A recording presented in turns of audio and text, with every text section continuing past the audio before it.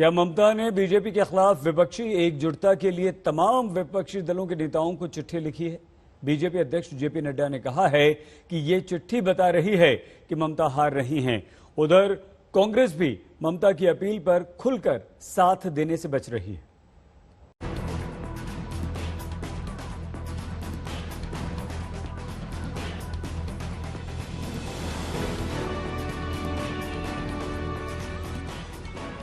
बंगाल का रण जब पूरे चरम पर है तो मुख्यमंत्री ममता बनर्जी की एक चिट्ठी के अपने अपने मायने तलाशे जा रहे हैं। एनडीए के बाहर जो भी दल हैं, उनमें से अधिकतर पार्टियों के नेताओं से ममता ने बीजेपी के खिलाफ एकजुट होने की अपील की है। चिट्ठी का आधार दिल्ली में एलजी को अधिक शक्तियां देने के फैसले से शुरू होता है और फिर उस चिट्ठी में गैर बीजेपी राज्यों में केंद्र की दखल, केंद्रीय एजेंसियों के दुरुपयोग, राज्यों को फंड ट्रांसफर में नाइंसाफी, दल बदल के लिए उकसाने और लापरवाही से निजीकरण जैसे आरोपों को गिनाया गया है। लेकिन जब ममता ने लोकतंत्र और संविधान बचाने के नाम पर बड़े विपक्षी नेताओं को एकजुटता का पाठ पढ़ाया तो बीजेपी अध्यक्ष जेपी नड्डा को इसमें ममता को हार का डर दिखा है। यह चुनाव में स्पष्ट संकेत दे रहा है।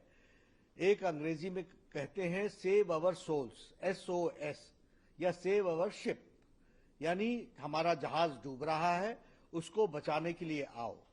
सेव अवर सोल्स का मतलब है हमें बचाने के लिए आओ। तो एक बात तो स्पष्ट हो गई है कि ममता जी ने यह मान लिया है कि बंगाल में उनकी नाव डूब रही है, वह मुसीबत में है और एक तरफा फैसला भारतीय जनता पार्टी के पक्ष में बंगाल की जनता ने तय कर लिया है। इसलिए यह जो संदेश दिया उन्होंने, ये जो चिट्ठी लिखी, ये है तो उनका पार्टी का आंतरिक मामला, लेकिन ये SOS है। ममता की ये चिट्ठी बंगाल में टीएमसी के खिलाफ लड़ रही कांग्रेस की अध्यक्ष सोनिया गांधी, CPI-ML के नेता दीपांकर भट्टाचार्य तक को गई है। चिट्ठी में कही गई बातों से कांग्रेस इत्तेफाक तो रखती है, लेकिन टाइमिंग पर पार्टी ने सवाल उठाया है।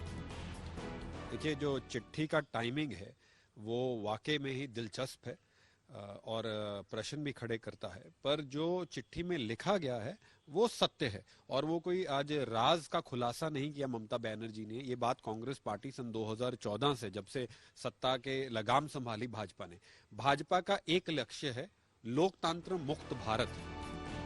हालांकि अब ममता की चिट्ठी पर विपक्ष के तमाम दलों की ओर से भी एकजुटता का संदेश दिया जा रहा है। पश्चिम बंगाल की मुख्यमंत्री महोदय ने सभी विरोधी पक्ष के अध्यक्ष को, नेताओं को पत्र द्वारा समर्थन मांगने का काम किया है। राष्ट्रवादी कांग्रेस पार्टी का पूरा समर्थन उन्हें है।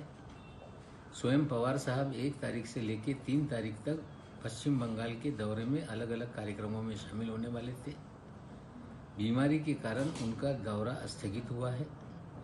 अगर स्वास्थ्य ठीक हुआ तो अंतिम चरण में दौरा लग सकता है और हमारा पूरा समर्थन ममता दीदी के साथ है। आज सारा देश जिन चीजों से जूझ रहा है, जिन मुद्दों से परेशान हो रहा है, जिन मुद्दों को हमें एड्रेस करना चाहिए मिल करके, इकट्ठा होकर के, उन मुद्दों को उन्होंने उठाने का काम किया है और सबका आह्वान किया है और कहा है इन अ वे कि इस देश में जो लोकतंत्र है, जो व्यवस्था है, जो इसके इंस्टीट्यूशंस हैं, उन्होंने कई इंस्टीट्यूशंस का नाम लेके कमिट किया है, उन सबको बचाने की, उनको सुरक्षित रखने की, उनको लोकतंत्र की जो नीतियां हैं, जो लोकतंत्र की भावना है, उससे जोड़ करके काम करने की जरूरत है, ना कि जो सरकार है उसके अधीन होकर काम करने की।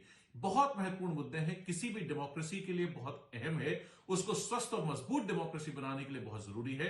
मुझे विश्वास है कि सब लोग इस पर ध्यान देंगे और निश्चित रूप से मिलकर काम करेंगे। 2019 के लोकसभा चुनाव के बाद बीजेपी के खिलाफ विपक्षी एकजुटता की ये पहली बड़ी गुहार है। कोलकाता से पौलमी साहा के साथ दिल्ली से मौसमी सिंह, आज तक।